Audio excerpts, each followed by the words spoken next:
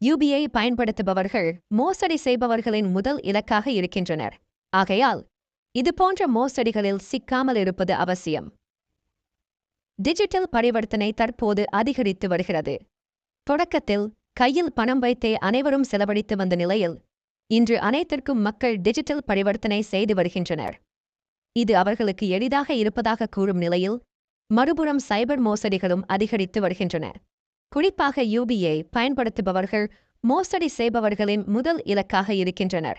ஆகையால் இதுபோன்ற மோசடிகளில் சிக்காமல் இருப்பது அவசியம். அதன்படி சைபர் மோசடிகளில் சிக்காமல் இருப்பதற்கு நிபுணர்கள் 6 முன்னெச்சரிக்கை நடவடிக்கைகளை கூறியுள்ளனர். அது பற்றி இந்த பதிவில் விரிவாக பார்க்கலாம்.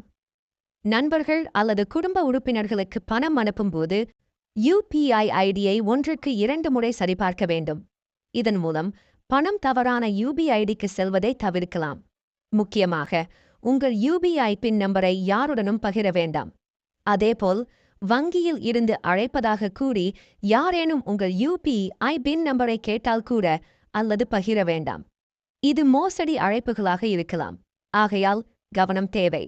அதேபோல் உங்கள் யுபிஐ பின் நம்பரை அடிக்கடி மாற்றுவதும் நல்லது. இப்போது வாட்ஸ்அப் மூலமும் குறியீடு பகிரப்படுகிறது. மக்கள் இதன் மூலமும் பணத்தை அனுப்புகிறார்கள்.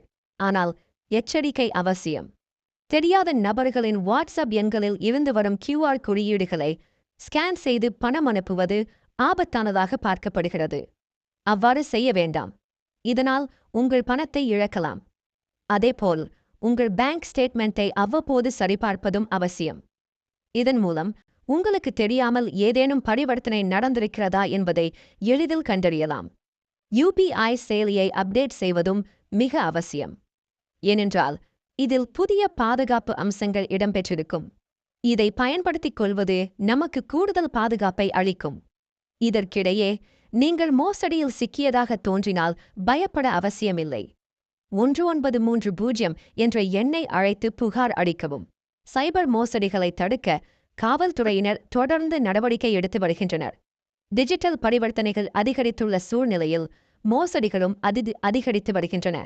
இதில் இருந்து தப்பிக்க இந்த 6 முன்னெச்சரிக்கை நடவடிக்கைகளை பின்பற்றலாம். இதன் மூலம் நம்மால் முடிந்தவரை சைபர் மோசடிகளை தடுக்கலாம்.